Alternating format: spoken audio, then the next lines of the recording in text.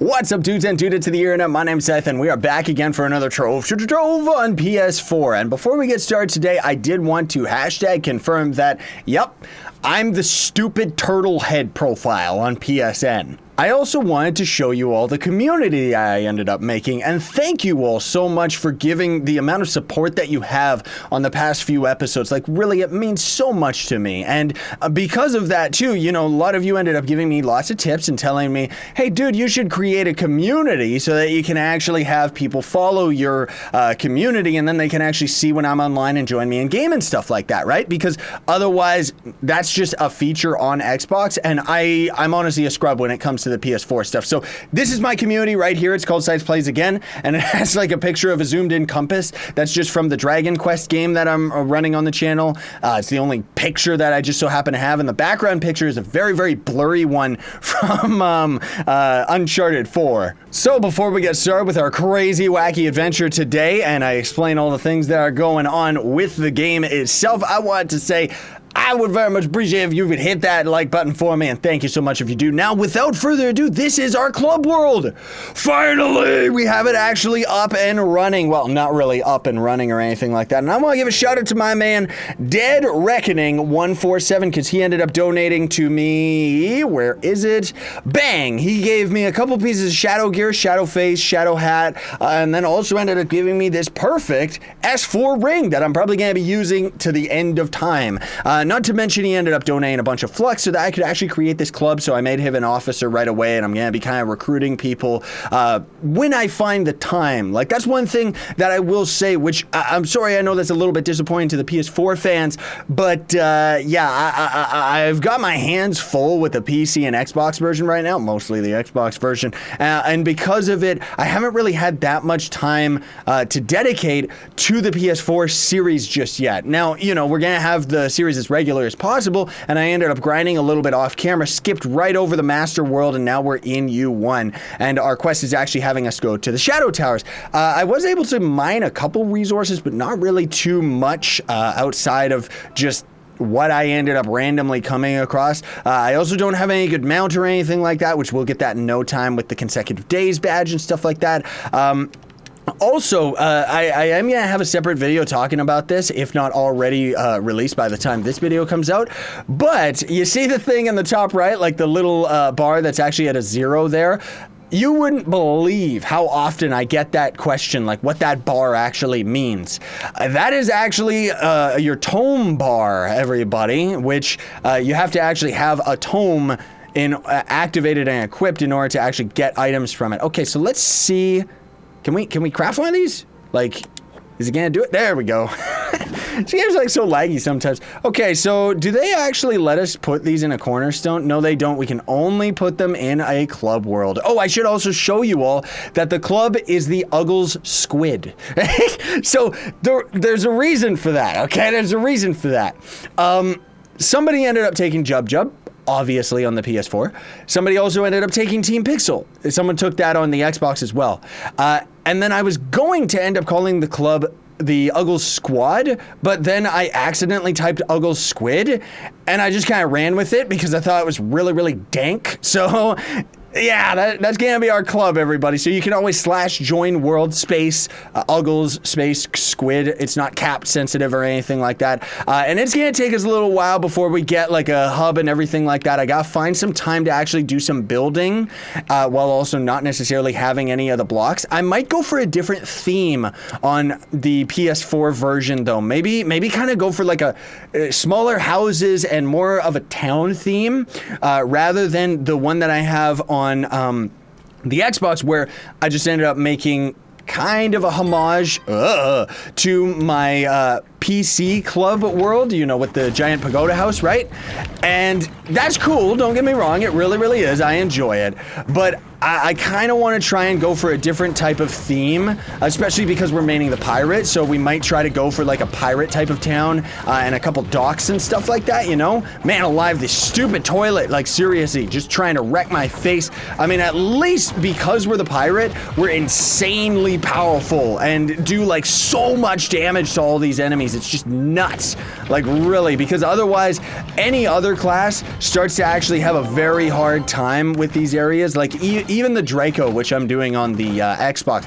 Draco's powerful, don't get me wrong, but it doesn't really have that much damage because the only thing that's actually causing damage with that character, most of all, is when you trigger your ult. Okay, sure, but it's the bombs, because anything else is just kind of like damage over time rather than burst damage. Like the pirate, almost all of his turrets and stuff like that cause mega damage, so we're really, like, you see these enemies, like, granted we're a lot stronger than this area for sure, but we're just wrecking face, especially when we cast our ult. It just destroys everything when we cast our ult and use a potion at the same time. Now, I want to give you a little tip here, PS4 fans, in case you didn't check out the Xbox series, but you know, as we're going through the Shadow Towers, there's a couple things that you gotta keep in mind. So, this is a Shadow Dungeon. The first round that you ended up seeing was a Shadow Arena. And you're gonna end up having to go through 3 different rounds or 3 different floors before you end up getting to the boss room.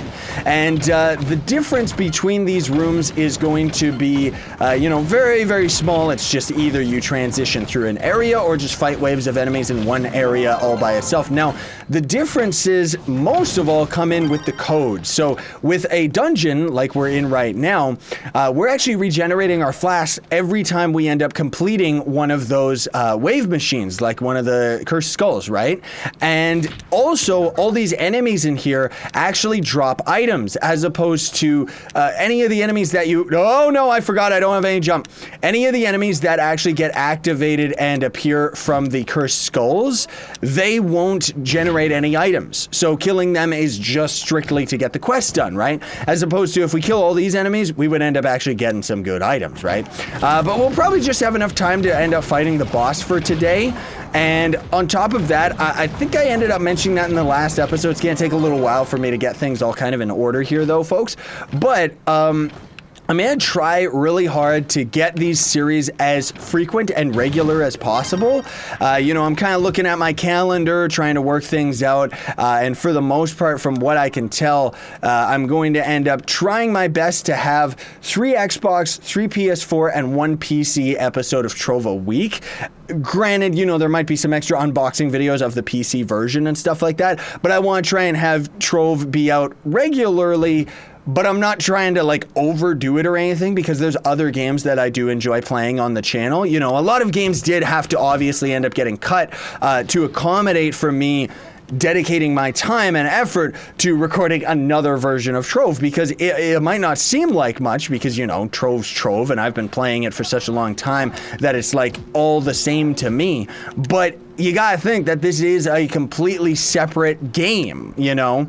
And speaking of which, one of the worst topics, I wish I didn't have to talk about this, but it's very disappointing, is that unfortunately, as it stands right now, I don't know if the devs said they're trying to work on this, folks. I don't know, so don't quote me on it. But right now, European players and North American players can't play together. And in fact, lots of European players can't even see Trove on the PlayStation Store. You know, that just doesn't make any sense to me. It's very confusing. It's very weird. Most of all, I think it's got to do with the PlayStation itself separates the networks so that you can't play together because of ping and lag and stuff like that. Trove, on the other hand, lots of people like to act like it, but not really understand that Trove is actually a very unique game, even on the PC version, where European players and North American players are actually all playing together on the same server, which is one of the reasons that the servers are so poop. But that's a nice trade-off, you know. I'll handle the lag if it means we can all play together. Now, unfortunately, you know, the separation and issues with the PlayStation, this is actually related to the PlayStation itself, not related to Trove in any way, shape, or form. Now, one thing that is unfortunate because of this is because Trove technically is just on North American servers, no matter if you choose European, I think with the European server, it just kind of forwards through some other area, like so another server ends up having less lag or something like that, right? I don't know, but who cares? The point that I'm trying to get at is it kind of made sense to me when people said that European and North American players can't play together. And then on top of that, we can't, like, most players actually can't even download Trove, which is unfortunate. Man alive, we ended up defeating that guy really, really quick on our pirate, didn't we? Like, seriously. But let's see, did we actually get anything worthwhile? No, we didn't. We didn't even, why did I see a rainbow item, but now there isn't any? Oh, there it is. It's one of those other items. Okay. And then did we end up getting enough of these to craft one of these things yet? No, we didn't. Oh, that's right, because we needed shadow keys. Now, this is one thing that's very disappointing. I don't know why the devs have never ended up doing this, is that, where's the Adventures crafting table, devs? Why isn't it right here so that I can craft my Shadow Tower portals and actually go open the doorway? Because otherwise, I don't have any of the keys right now. Well, I do think, let me take a peek here. Oh, we wouldn't even have enough to craft a key anyway, because I'm pretty sure it takes like 50, right? I do still also have my class coin right here. Probably gonna be a while before we end up getting another character. Honestly speaking, I'm really, really enjoying maining the pirate, and plus, like, look how stupid I made him look.